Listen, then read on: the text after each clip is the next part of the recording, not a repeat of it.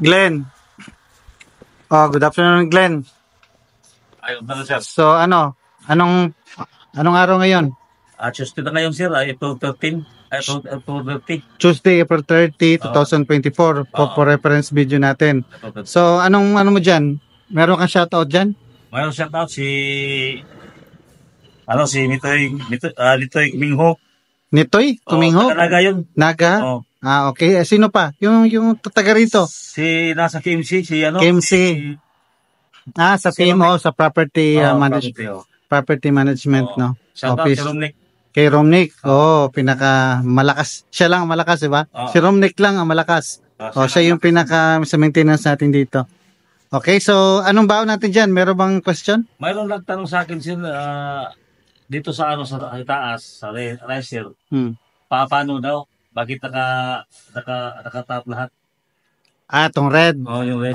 Yung red na yan, yung tinatawag na sa fire protection or AFSS, Automatic Fire Suppression System. Ibig sabihin nun, wag naman sana, pag merong sunog, wala nang human intervention, automatic na.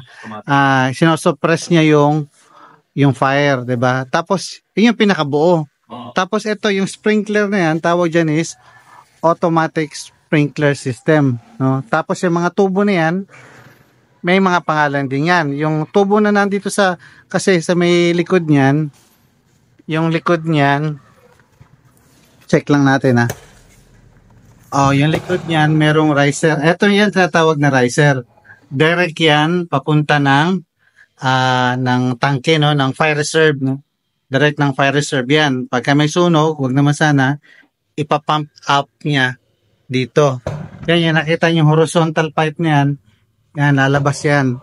So, yung vertical pipe is riser, tawag doon, riser. Tapos yung horizontal galing sa riser, yan tinatawag na cross main. Yan, cross main yan. Alright, yan, yung tubo na horizontal na yan, na nag-supply. Yan. Cross main tawag dyan. Yung doon, yung naka-vertical, riser tawag doon. Tapos, yung namang naka-T, tapos yan, naka-connect sa sprinklers, yung tatawag na branch line. Mga branches na yan, branch pipe na yan. Alright, tapos, yung sa ibabaw, yan ang tatawag na sprinkler head. Sprinkler head, upright, kasi naka-upright siya. Yung pagbalik kung naka-downward, pendant naman tawag doon. Tapos, wala kaming conceal dito. May mga conceal din yan Meron kaming sideways. Sideways sa may wall. Pero dito sa parking, wala. Upright lang ang andito. Alright, tsaka meron pang merong purpose yan na dati meron din nagtanong sa akin, nag-comment sa akin, bakit daw ganyan ang arrangement?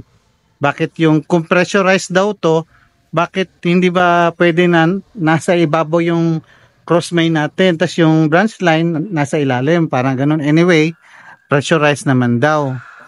So, ang sagot doon is, hindi pa pwede kasi okay ngayon, merong pressurization, di ba? Pag may sunog, wag naman sana, pressurization, maglalabas ng tubig yun, magsha-shower yung sprinkler, okay.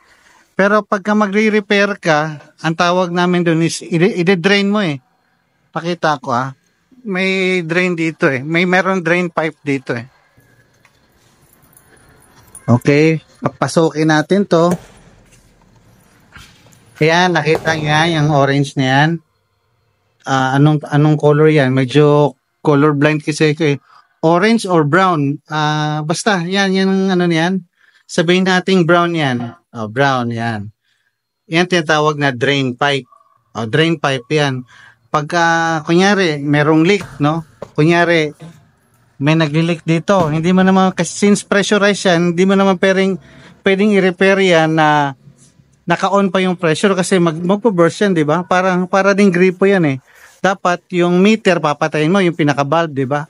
Ganoon din pagka sa fire protection. So, i-off mo yung valve doon. Pag off, wala ng pressure. Wala nang coming na pressure pero pressurized pa yan, di ba? Tapos, i-open mo ngayon to. Balik ulit tayo. Para mas maintindihan, Okay, pag gusto mong i-repair yun, yan, yung may mga na yan, lever switch niyan. lever valve na yan, yan iaano mo, i-drain mo. So lahat ng tubig na nakapondo dito, pupunta ron sa may drain. Ayan tanong, kung ibabaliktad mo to, paano magde-drain by gravity, di ba? Tingnan nyo, doon. Actually, nakaslope nga ng konti yan. O, dyan, di ba? Kunyari, i-repair na.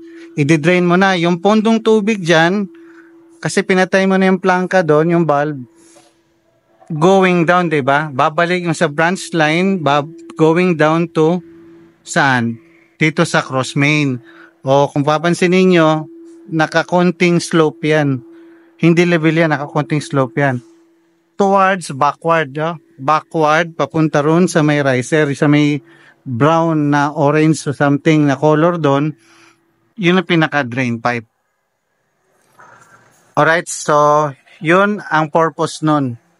Na talagang sinadya na galing sa babaw, papunta ron pagka nag-drain. Alright? So, I hope nasagot. Tapos yung sa loob naman, para hindi humaba yung video, ito part 1 to natin. Yung part 2 natin, itutur ko kayo dun sa loob nun, kung ano mga purpose nun. Diba? Series to, series. Ika nga, Glenn, Foreman, last natin slab, diba? Series. O ngayon, kasi depende sa mga comments eh.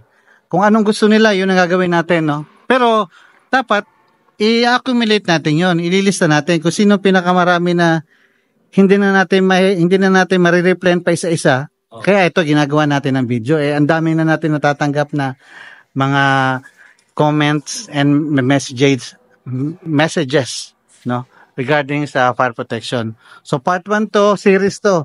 Next, tingnan natin kung ini-names natin yun, pangangalangan, tawag nun, i-introduce natin sila sa mga names nun, ng mga pipes and bulbs.